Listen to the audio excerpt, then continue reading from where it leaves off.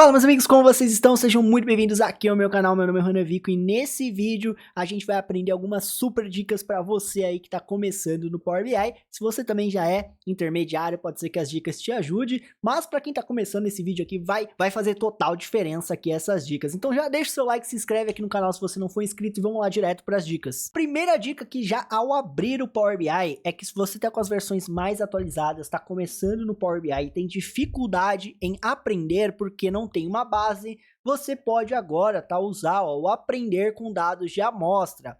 Isso aqui, galera, é muito útil já estar aqui no Power BI logo de começo, porque é uma das dificuldades que os usuários têm, né? Pô, eu quero brincar aqui, mas eu não tenho uma base, aí tem que procurar uma base. Então aqui, galera, isso aqui já é a primeira dica, ó. Eu consigo clicar agora e carregar os dados de exemplo, ou até mesmo fazer um tutorial.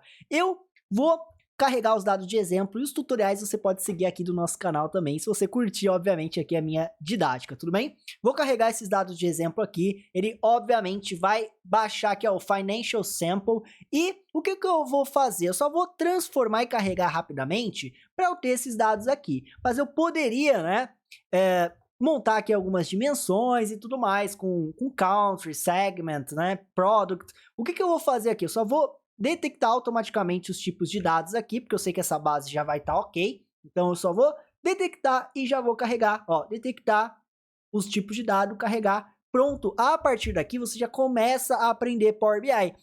Obviamente, não vai ter aqui a de calendário, que a gente tem uma aula no canal falando sobre, não vai ter as dimensões, que a gente tem uma aula aqui no canal falando sobre. Então, se você quiser aprender mais sobre Power BI, recomendo aí também como dica essas aulas. A primeira dica, então, é a gente poder utilizar essa base que já vai ajudar bastante aqui a gente nessa aula, beleza? Beleza, qual que é a próxima dica aqui? A próxima dica que eu quero dar aqui para vocês é sobre medidas DAX. Coloquei eu mais para esse ladinho aqui, porque vai ajudar a gente a ver as medidas ali. Então, o que eu quero que vocês aprendam? Como primeira dica que muita gente já sabe. Eu vou primeiro aqui, ó, criar uma nova medida, ok? E vou chamar aqui, ó, de, por exemplo, soma de valores. Vai ser aqui uma sum financial sales, por exemplo, tá? Quando eu crio uma medida em uma tabela, né, selecionada aqui, ela fica salva aqui e vai ter diversas calculadorazinhas aqui, né? Ou seja, elas ficam ali dispostas no nosso estúdio, cada uma no seu lugar. Eu posso, tá, galera, pegar essas medidas e guardar numa tabela de medidas, não é obrigatório isso, tá? Às vezes você prefere deixar na própria tabela, porque aí você consegue saber que essa medida é referente a essa tabela. E tá super ok também. Mas eu poderia, tá? Ter uma tabela de medidas. Vamos fazer uma aqui, então, como primeira dica, só pra gente saber que existe. Ó, aqui na página inicial, eu posso inserir dados, só para ter uma tabela gerada, tá? Então, ó, número 1, tabela vai ser underline. Por que underline, Ronan? Porque é em ordem alfabética o estúdio, então ela vai ficar lá em cima. Então, coloca aqui, ó, underline medidas. Pode dar o nome que você achar melhor, tá bom?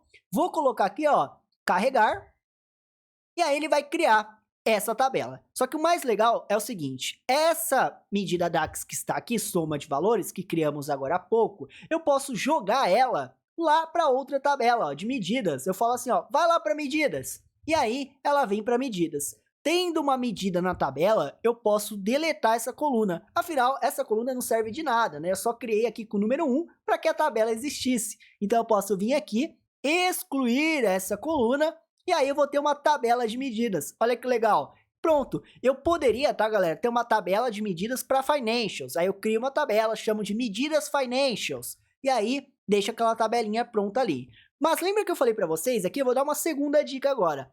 Não necessariamente eu preciso ter essas tabelas de medidas, tá? Por quê? Se eu já tenho financials aqui, nós temos aqui numa segunda dica a chance de criar pastinhas. Então eu posso criar uma pasta aqui chamada Financials dentro da tabela medidas, ou só criar uma tabela medidas aqui dentro de Financials. Como assim, Ronan? Olha que legal. Além de soma de valores, eu vou criar mais umas duas medidas aqui, só para a gente ter como exemplo, tá? Ó, nova medida, vai ser aqui ó, a média de valores, vai ser igual a average do Financial Sales, tá? Vou colocar a média de sales, tá? Só para ficar mais claro ainda. Então, ó, média de sales. E vou colocar também uma outra medida de sales, tá? Vai ser agora a maior venda. Então, ó, maior sales vai ser igual a max sales, beleza? Então, eu tenho a média, a soma e a maior venda, né? Tendo esses valores, eu posso meio que colocar eles numa pasta para falar, ó, essas medidas são de sales. Então, como que eu faço isso? Eu vou vir aqui no meu modelo, tá, ó, exibição de modelo. Aqui na tabela de financials, o que que eu vou fazer, ó? Eu vou pegar em uma das medidas, qualquer uma, e vou criar uma pasta de exibição. Como que eu, Ronan, gosto de fazer? Eu, novamente, coloco underline, tá? Então, eu gosto de colocar underline. As pastas eu uso somente para medidas, isso sou eu. Aí, cada um cria aí o padrão que achar melhor. E eu coloco aqui, ó, underline sales, por exemplo. Eu vou ter aqui, ó, minha pastinha de sales, beleza? Na pastinha de sales, tá a média de sales. Aí eu posso pegar, por exemplo, maior sales, ó, e arrastar para sales. Não preciso nem ficar alterando por aqui, igual a gente estava vendo, né? Eu posso pegar, ó, soma de valores, que na verdade vou até renomear para soma de sales, para ficar bem claro que tudo isso é de sales, né, ó? Soma de sales. Eu posso pegar e arrastar, só que aqui no caso, né, eu não posso, porque senão vai sumir a tabela de medidas. Então, eu vou até criar uma medida aqui, rapidinho, ó, constante igual a 1. Pronto, ó. E aí agora eu vou pegar o soma de sales e arrastar para cá. Então, o que que eu posso fazer? Opa, olha só, olha o que ele fez, galera. Quando eu arrastei para sales, ele cria essa pasta de exibição aonde está na tabela. Então, o que que eu tenho que fazer? Mover a soma de sales para outra tabela. E isso a gente já sabe fazer, né? Ó, tabela inicial, que é onde a gente moveu da outra maneira. A gente usou aqui, né? Quando a gente estava aqui na parte de exibição de relatório, a gente usou esta medida, a gente selecionou a medida e veio aqui por ferramentas da medida. Mas eu posso alterar essa tabela onde a medida fica usando aqui também o modelo, né? Então eu venho no soma de sales e falo, ó, vai lá para financials. E ele vem aqui para a pasta, né, que estava ali na exibição e coloca a soma de sales. Então, essa segunda dica é legal porque eu posso ter a pasta de sales aqui, eu posso ter uma pasta de sales dentro da tabela de medidas. Então, criar uma tabela de medidas e criar pastinhas ali para você ter essa organização, você tem que saber isso começando o DAX, porque ajuda demais, tá? Principalmente quando os modelos começam a crescer. Beleza? Então essa primeira dica eu espero que tenha te ajudado, essas primeiras, né, dicas, espero que tenha te ajudado na organização e comenta aqui embaixo qual que você já sabia, se você sabia dessa de tabela, pasta, e se já sabia, como que você gosta de usar? Tô curioso, tá? Comenta aqui embaixo, como é que você gosta de usar? Você cria dentro da pasta, coloca underline também nas medidas, como é que você faz aí? Comenta aqui embaixo pra gente discutir sobre isso. A próxima dica aqui é sobre agregações de colunas. Como assim, Ronan? Tem gente que não sabe disso ainda, mas quando você coloca em uma tabela todo o valor que é numérico, ele automaticamente agrega, beleza? Então, por exemplo, se eu pego aqui, ó, sales, discounts, certo? Ó, ele está agregando. E por padrão, o padrão do Power BI é fazer uma sum, né? Uma soma de valores. E o que que é legal? Isso é muito útil pela velocidade, né? Não preciso ficar criando medidas. É uma medida implícita que a gente chama, né? Ou seja, automaticamente o Power BI implicitamente converte numa agregação. Fechou? O que que eu posso fazer aqui de legal com essas agregações? Vamos supor que é um valor que você não faz soma, né? Que pode acontecer, é um valor que você sempre faz a média. E você não quer ficar toda hora vindo aqui e alterando para média. Toda hora COGS é para ser uma média, eu tenho que ficar alterando. Essa agregação por padrão é soma, mas pode ser alterado naquela coluna que você quer. Voltando lá, ó, em modelo de dados, eu posso vir aqui em COGS e alterar que esse COGS aqui, na verdade, quando eu for agregar lá embaixo em avançado, ó, em avançado, eu posso falar para sempre resumir pela média. Tá vendo? Sempre resumir pela média. Dessa maneira, sempre que eu usar COGS, né, ele vai, na verdade, fazer a média. Ó, vou colocar no cartão agora, vou selecionar o COGS, ele fez a média. A dica não é somente essa. A dica aqui importante é o seguinte: tem alguns números que as pessoas tipam como número, que não deveria ser, né? Mas tipam como número, como, por exemplo, um número do mês. Pensa comigo, galera. O mês número 2, você quer fazer uma média entre os números do mês? Ou fazer uma soma entre fevereiro e janeiro, somar 2 com 1? Não, né? Esse número é um texto, na verdade. Mas vamos supor que no seu modelo, o número do mês, como é esse caso aqui, esteja como o meu. É numérico. Não tem um problema, não tem problema. Pode ser numérico aqui, porque você quer ordenar por ele e tudo mais. Beleza. Mas quando eu colocar isso num visual, eu não quero que agregue, eu não quero que some 1 com 6, né? É um número, mas eu não quero fazer agregações com esse número, concorda? Vou te dar um outro exemplo, né? O CPF, por exemplo. Vamos supor que você usa CPF numérico no seu modelo. Você quer fazer agregações com o seu CPF, somar um com o outro, tirar a média entre eles? Não faz o menor sentido. Então, o month number, eu posso chegar aqui no meu modelo de dados, né? Até explicar isso, né? Eu vou pegar aqui e colocar ele na minha tabela, ó. O que ele fez? Soma de number. Pô, eu não queria somar, eu queria colocar os números dos meses para que eu visse eles. E aí, toda vez que eu coloco, eu tenho que colocar aqui para não resumir. Pô, eu não quero fazer cálculo com o número de meses. Então, lá em agregação, né, ou seja, no modelo de dados, selecionando a coluna desejada, eu posso vir aqui e falar o seguinte: não resuma este valor. Ele tira para mim o símbolo de agregação, indicando que esta coluna não será agregada, não é uma coluna que sofrerá agregações, beleza? Também tem outras coisas legais aqui, sobre categorização, classificar, né? Que é algumas coisas que você já sabe, né? Posso classificar uma coluna por outra e tudo mais. Isso é bem legal também de trabalhar aqui na parte avançada, beleza? Mas não é isso que eu quero mostrar aqui para quem tá começando. Eu queria mostrar essa parte de agregação, que é a dica, o foco que eu queria mostrar para vocês, que ajuda muito também no dia a dia. Só um ponto mais avançado aqui, tá, galera? Porque eu já falei disso em algumas aulas, talvez você acompanhe. Espero que sim. Já se inscreve aqui no canal, tá? Se você não for inscrito, deixa o like, vira membro, se possível, para nos apoiar, tá bom? Mas o que eu quero falar aqui, na verdade, não era nem pedir sua inscrição, é que eu já falei aqui numa aula sobre grupo de cálculo. Quando a gente usa grupo de cálculo, galera, automaticamente não existe mais cálculos implícitos, ou seja, nenhuma agregação, aliás, todas as agregações do seu modelo de dados sumirão. Por quê? Quando você utiliza grupo de cálculo, todas as medidas no seu modelo deverão ser explícitas. Ronel, o que é uma medida explícita? É quando você dá um nome e cria ela, tá? Então, por exemplo, tá, ó, soma de sales, soma de discount, média de COGS, são o que aqui? São medidas implícitas, feitas automaticamente pelo Power BI. Quais são minhas medidas explícitas? São essas aqui. Então é interessante eu falar isso sobre agregações aqui e dar um ponto a mais. Quando você for aprender sobre grupo de cálculo, não vai ter agregações nenhuma, porque você deverá criar todas, tá? Então é um outro tema esse, trouxe aqui porque achei interessante comentar sobre, tá? Mas é um outro tema esse, fechou? Vamos dar aqui mais uma dica para vocês muito legal. Aqui no caso, galera, eu não vou ter nesse modelo, né? Vacilei aqui, mas eu gostaria de já deixar aqui, posso falar mais sobre isso, sobre os layouts de modelo. Então, quando você tem muitas tabelas, vou até tentar abrir outro Power BI aqui para mostrar. Pera aí. Aqui, galera, abri um Power BI que tem aqui um modelo, não tá nada gigantesco, né? Mas temos aqui, ó, mais de uma tabela. Inclusive, esse Power BI eu usei na aula aqui gratuita também no canal de como contar horas úteis, tá? Se você quiser aprender sobre, vou deixar um card aqui em cima. Mas o que eu quero que vocês aprendam aqui como dica é o seguinte, ó, deixa eu vir pra cá pra não tampar, que é o seguinte, tá vendo aqui, ó?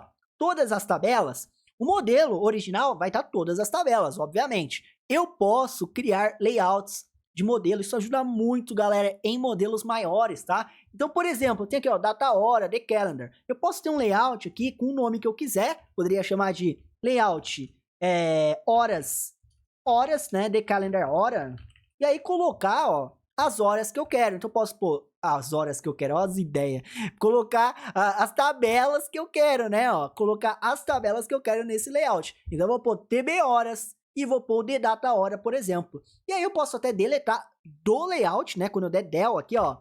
Você quer remover do modelo? Não, né? Pelo amor de Deus, não quero remover a tabela do meu modelo. Eu quero remover do diagrama. Então eu posso criar esses diagramas de modelo aqui menores, com as tabelas que eu quero. Porque se você já trabalhou num Power BI mais complexo, você sabe do que eu tô falando, né? Isso aqui, galera, fica assim, ó, lotado de tabela, né? Então, é muito interessante você já saber que é possível criar e fazer a sua organização com esses layouts aqui, tá bom? Então, guarda essa dica aí também para quando você tiver nos seus modelos mais complicados. Para finalizar aqui a aula, eu vou dar mais duas dicas rápidas das construções do seu DAX, tá? Vai ser duas dicas bem rápidas, deixa eu até voltar para o Power BI que eu estava utilizando, que é o seguinte, tá?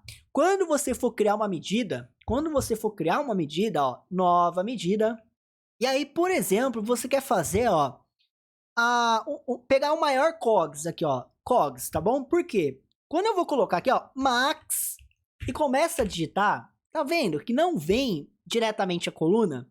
E quanto mais coisa você tem, quanto mais tabelas você tem, mais difícil fica rapidamente achar a coluna, porque você não vai lembrar todo o seu modelo de cabeça, certo? Então, por exemplo, se eu começar a digitar aqui, ó, CO e N, aparecesse um N, por exemplo, ia aparecer as medidas com N, ia aparecer outras tabelas que tem N, colunas que tem N em outras tabelas, e eu quero pegar a COGS da Financials. Então, qual que é a super dica aqui, tá? Aspas simples, galera. Ó, aspas simples já vai filtrar tudo aquilo que é somente objeto. Então, ele vai tirar, né, justamente as fórmulas que estavam aparecendo ali. E aí, quando eu vou digitando, fica mais fácil, né, ó. COGS, por exemplo. Óbvio que se tiver COGS em 10 tabelas, vai aparecer COGS de 10 tabelas. Então, o que você pode fazer, né? Escolher a tabela primeiro e depois escolher a coluna. Olha, então, por exemplo, eu sei que está em Financials. Ó, então beleza, é Financials. Abro aqui, né? Ou não, nem precisa, só digita, ó. Ah, não, é melhor abrir, senão ele vai quebrar. Ele quebrou ali, tá vendo? Abre aqui a chave e coloca COGS. Tab de novo e fecho, tá vendo? Então, é muito mais fácil abrir a aspa sempre, colocar a tabelinha, abrir aqui a chave, digitar o que você quer e pronto. Ele já vai ajudar a gente no IntelliSense, a gente chama isso de IntelliSense, tá bom? Então, essa dica aqui é muito legal. Eu, quando aprendi ela, tá, que tava começando, me ajudou demais, então eu espero que tenha te ajudado aí também. Comenta aqui embaixo se você sabia dessa dica e se você já usava ela, né? Fala, já usava essa dica, para eu saber, né, medir aqui como que foi essas dicas nesse vídeo. Por último, tá? Para comentar, eu tenho um shortcut, galera, para comentar, que também é muito útil pro dia a dia. Tem alguns outros shortcuts que, sinceramente, eu vejo algumas pessoas ensinando, aparece, né, Reels, TikTok, eu falo, pô, mano, mas ninguém vai ficar usando esse shortcut de múltiplo cursor, ninguém fica usando isso no dia a dia. Mas o único que vale a pena ensinar de fato, galera, é comentar e descomentar, porque esse todo mundo usa a todo momento, certo? Como que eu faço para comentar e descomentar? Vou até colocar aqui, ó, várias variáveis, só para tentar explorar mais sobre isso, tá? Então, ó, pô, var1, var2, return var1 mais var2, tá bom? Só para ter mais linhas aqui. E aí eu vou ter um var3 aqui, ó, igual a 4, tá? Vamos supor que eu queira comentar o var3 aqui. Pô, é muito chato quando a gente tem várias linhas, né, com cálculos, né? Então seria assim, ó, 4 mais 5, ou seja, várias linhas de código. E aí eu quero comentar todas elas. Eu quero comentar esse bloco aqui. Como que eu faço para comentar esse bloco? E preparei aqui o tecladinho virtual para nos ajudar. Eu posso vir aqui, obviamente, com o texto selecionado, né? Eu vou apertar, ó, Ctrl, ponto e vírgula. Olha só, ele coloca ali para mim. E se eu quiser tirar, obviamente, Ctrl, ponto e vírgula de novo. Então, na minha opinião, esse é o melhor shortcut que você tem para aprender aqui no editor, tá? De comentar e descomentar linhas. Bom, meus amigos, eu espero que vocês tenham curtido aqui essas dicas. Foram dicas bem tranquilas aí. Para quem tá começando, eu tenho certeza que vai ter muita novidade com esse vídeo aqui.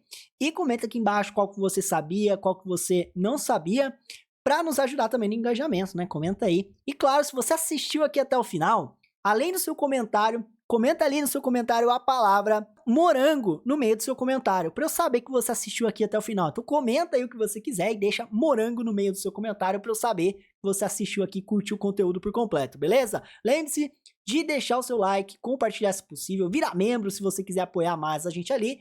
Olha os nossos cursos, o link tá aqui na descrição. E também me siga no Instagram, @ronavico, porque lá eu posto dicas, tento ajudar nos stories, beleza? Então, veja os links na descrição e nos ajude aí a levar esse conteúdo mais longe. Obrigado aqui pela sua audiência, a gente se vê numa próxima aula, no próximo vídeo. Valeu e se inscreve!